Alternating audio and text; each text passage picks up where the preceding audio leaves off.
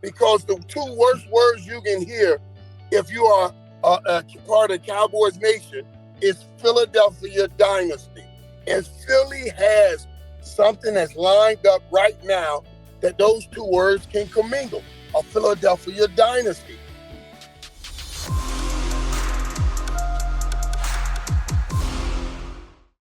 All right, I want to play this for you guys because Dan Sileo's show follows our show.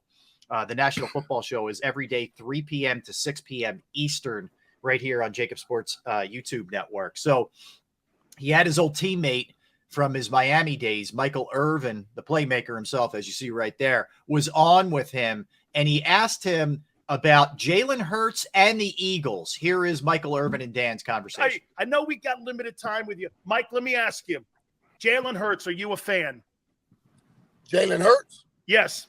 Oh, listen, absolutely I'm a fan. I'm a fan of any winner. And Jalen Hurts has been a winner. No matter at Alabama, he had some winning in Oklahoma. And I'm so afraid, Seal, of what he may be able to do in Philly.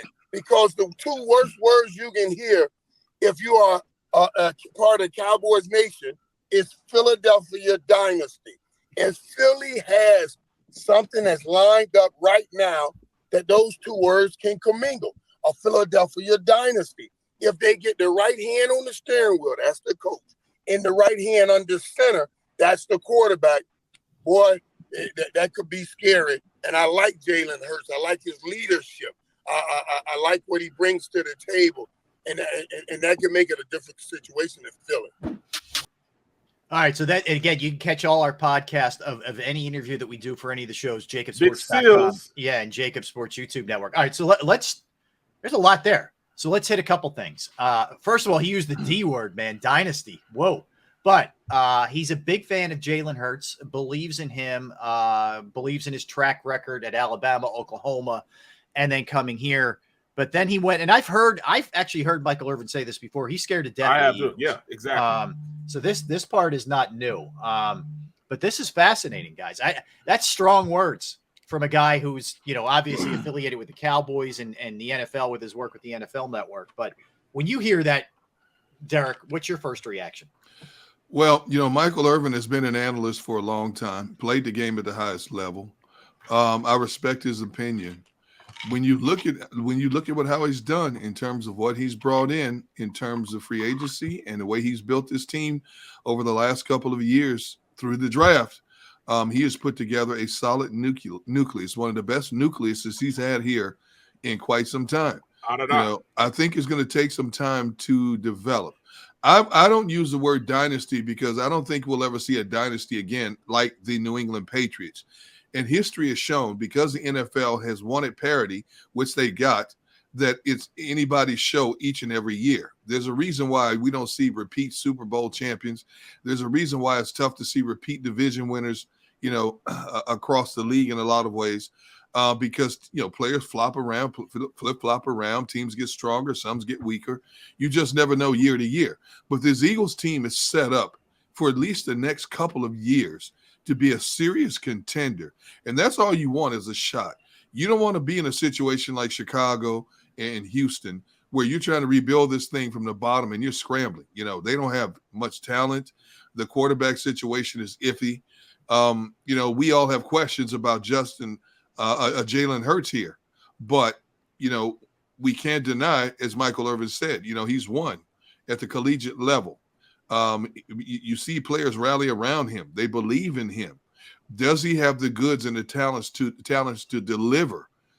That is the big question we're going to find out this year. All right, Barrett, your reaction, and I'll jump in after you. There's a fine line between a team being great and a team being just mediocre. And I think at this point, the Eagles are teeter-tottering on that line. I mean, if Jalen Hurts shows any type of promise, or if his throwing percentage is right around, 69, 70%, this team could easily be one of the better teams in the NFC. And the way the defense has been constructed and what I've seen from Gannon and what I've seen in practice, they could be special too. So when I look at it, the two things that they need to improve the most, the quarterback situation and the defense gives me a sense that, all right, they're going to be okay going into this season. I love the fact that, their defense will be, multidimensional. It'll be hard to get a beat on what they do best because they're going to do a lot of things and a lot of things good. They got major players at the position they need to do to run the defenses they want to run. In order to run a 3-4, you got to have a boss nose guard, somebody that can take control of that inside. You look at the Ravens when they had that great defense. They had Goose sitting in the middle there, Big Sam sitting in the middle of it. You got to have that boss dude. Even with the Steelers, we won a Super Bowl. We had Casey Hampton, right in the middle of that defense, the hog you need is going to eat up space. Well, we got that. You needed linebackers that could rush. We got that. You got to have guys that can handle the edges. We got Fletcher Cox. We got Sweat. We got guys that can do that. And then the secondary might be the best secondary in the league right now. I'm honestly saying that you think about the two. This might be the best tandem. And I'm trying to think of a tandem that's better than. I don't know as a tandem. There isn't a tandem better than the two corners that we have on the outside. To me, that's. Give me one team that has better corners, two better corners than the Eagles do combined. You know what I'm saying? You don't have that. Then you add the most dominant offensive line, as far as the best offensive line in the league, running the ball, and they're going to get better in passing because they just never pass, and you need a quarterback to get the ball out fast when you are going to pass. And I think Jalen Hurts is going to turn that corner and be faster than he was. So to me, it looks like on paper, and when I look at it and give it an eye test, this team can be good. The only thing that I question is their physicality, because you can't rate that when you're on the practice field. It's got to be in game-type situations. And if they go into these games with the mindset that they're going to kick ass, especially the defense, that they're going to, have an attitude, then, the sky's the limit of what this team can do. I just need to see the attitude on game day. They have everything else. I just need to see the attitude on game day. So, yes, I will say that this is going to be a team that probably a lot better than what it says on paper. But I don't know if, it's as good as it needs to be in the NFC. All right. I'm not going to touch Dynasty because to me, you got to win like 3 to be even have that conversation. I get where Michael Irvin was going. He was just going a little hyperbole there. But what his point was, he thinks the Eagles are going to be nasty. And look, there's everything you just laid out, Barrett. They're an incredibly talented team on paper, both sides of the ball in the trenches. The really critical positions, cornerback, defensive end, receiver in this game are all there. The one component that's missing that we don't know, I can't say missing, but I think that we don't know right now is Jalen Hurts and how good he's going to be.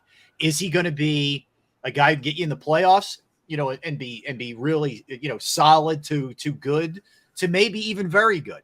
Or can he take his game to the next level and be that elite kind of quarterback, or at least close to it, where you can win a Super Bowl? That's really what it comes down to for me. I mean, I see a team right now that has the best offensive line, that has, I think, the ability to be as in a top 5 conversation defensive line, that has really good linebacking core for the first time in a long time, that has a really good secondary. I'm questioning one of the safety spots, but a really good secondary, quality receivers, a quality tight end. Like it's all there. And I think the NFC is more wide open than it's been in a long time for a lot of different reasons, simply because I think it's hard to repeat for the Rams. I think maybe the Packers take a little bit of a step back, losing a talent like Devontae Adams or somebody of that ilk. And then I think everybody else is sort of right in that pack after that. And that's where the Eagles are. I'm telling you, man, I'm not breaking news, but if Hurts plays well, this team has the potential to go really deep in the playoffs. And I there's a ton of potential there. And the other part, let me throw one more thing in there, is Nick Sirianni up to the task? Oh, see, I didn't even think about that. See, that's huge. And he showed you last year. Look, first year, take you over to a team that won 4 wins. They won 9. That was a huge step, and I feel good about that. But he's also, I'm not quite as much in a wait and see with Sirianni as I am Hurts, but I am to an extent a little bit. Derek? I agree with everything you said. There's so many ifs surrounding this team. If Jonathan Gannon does what we've been laying out for weeks, if Jalen Hurts takes that next step to get to the next level, If Sirianni can prove that in year 2 he is that much better in year 1, there's so many ifs around this team. But when you look at this team on paper, they have very few weaknesses on this team. They have depth on this team. When you look at the offensive and defensive lines, they have interchangeable parts on this team. They have everything a lot of teams can only envy going into this season. They have a schedule that's, again, favorable to them as well. They're not playing a lot of the top-tier quarterbacks like they did the first half of that season last year. So everything could fall into place. I mean, and the more we talk about it, and when I say we in the media, the fan base, radio stations, so on and so forth, the more pressure that puts on this team to succeed. If they stay healthy, and that's a huge plus. You have to stay healthy. This team could go a long way and could surprise a lot of people in 2022. It's imperative that Nick, takes that next step too. I really don't talk about Nick as much because I think Nick has gained favor in his players' eyes. Mm-hmm. They'll go to war for him. They'll go to bat for him, and that's really what you need from from your team is for them to believe conceptually in what you're trying to get across to them, and they do believe in him in that capacity. Mm-hmm. Right. They love Nick. You know what I'm saying? And anytime you will go to war with your coach, you got an opportunity. You got a shot. Like I said, I'm Gannon. If he can call an aggressive game, I'm loving it. We know that Shane can go out there and he can make sure that he's going to highlight what his team does best on the offensive side of the ball. If it takes him running the ball, he'll run the ball. And I love that aspect of his play calling. He's going to do what's best and what his players do best to get that offense going. The only question I have is Michael Clay. I mean, I don't know where special teams coach for people who may not know. Yeah. I don't know what he's done to get better as a unit. I mean, I guess I was kind of spoiled with Phip. This is the second year Phip has been gone, but Coach Phip, especially coach from 2 years ago, I mean, he had a great special teams. That was a plus for us. But he had guys like Donnie Longball, one of the best punters in the league. He had Jake. Finally he's the one that got Jake Elliott going in the right direction. So but Michael, I mean, he's a young guy too. Man, this guy. He's going to be my still in his 20s. Yeah. He's like 29 years old. Here's my question, Barrett. Is it a reflection of him, or have they not given him the proper tools other than Jake Elliott? Does he not have enough in return game? Sippos is somehow not even really challenged by anybody. Like, is that him or is that the organization? Well, I mean, in the same way they gave those other coaches a blank check, I think, now he can go collect from those blank checks that they gave, like Gannon. They gave Gannon a blank check, and he went out there and got it all going. Yeah. He's going to have to go out there and make it happen. They're going to give him a return man.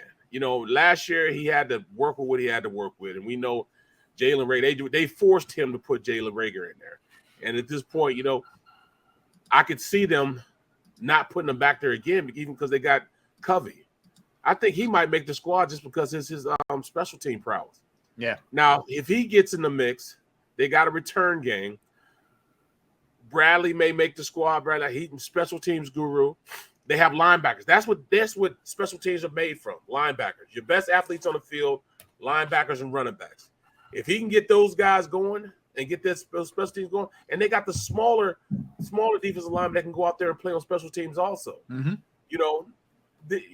I need to see what he can do now. I didn't see anything from him last year.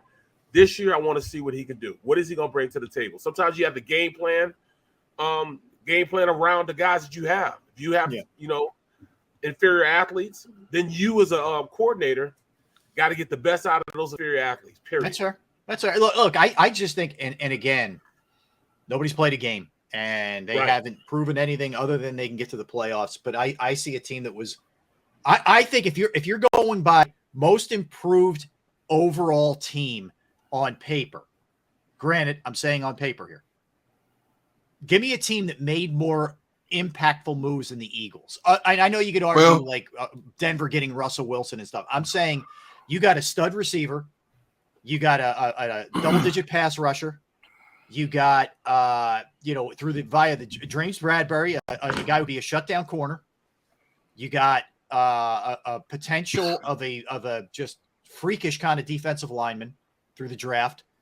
And then Nakobe Dean, who a lot of people would have argued was the best defensive player on the best defensive team last year at Georgia. I'm just saying there's a lot of talent that was added to this team.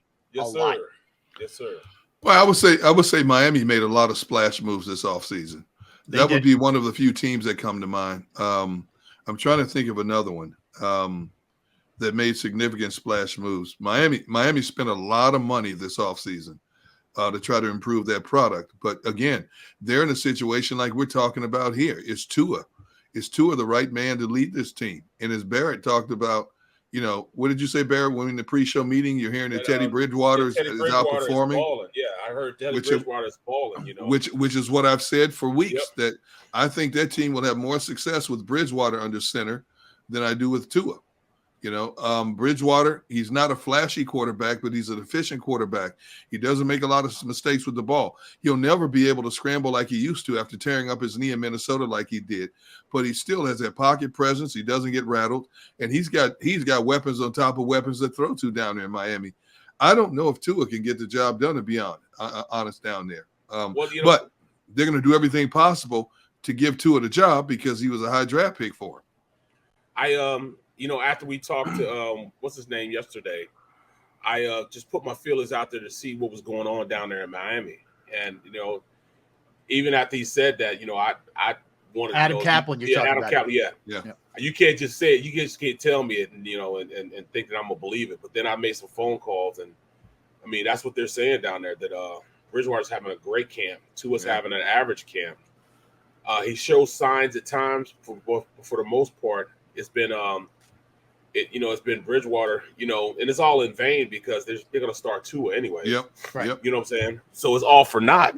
But he shows that he is he's good. I also looked at teams that did a lot. I think the Raiders did a lot in free agency. Yeah, Coach Marcus says that as well. Yeah, no doubt. I mean, you add Devontae Adams first and foremost. That's a massive move, man. Chandler Jones. Yes. Yep. He's down there now. They went out and got Rocky Scene.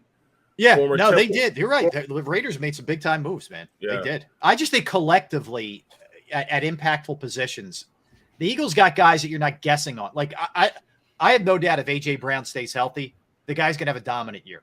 Yes. And I really believe that they figured – I think they know how to use Hassan Reddick. I think that equals double-digit sacks. I believe that. I think Bradbury got out of a bad spot, and now couple him with Slay, man. That's a nasty tandem that those guys have right there. So I just think for all of those reasons, I know you got to play and you got to stay healthy. It all gets back to the quarterback. Every road funnels back there. And I know we're all tired of hearing it and saying it. I am too, but it really is what it's all about. If they come out of the chute and Hurts looks good, I mean, sky's the limit here, man. Yeah. As Michael Irvin would say, I'm not going to go dynasty, but that's it, because it's particularly interesting coming from somebody like Irvin. That's it right there. Yeah, the Cowboy ties, right? Yeah. And his affiliation, but I also find him to be, and I mean that I don't throw compliments around the Cowboys ever, but I find him to be an objective guy. Like, yes, I truly believe that. I agree. So that tells you something. That's not just some homer. Looking at it from an Eagles perspective, this is a dude from, the division rival saying that. That's a big deal. That's a very big deal.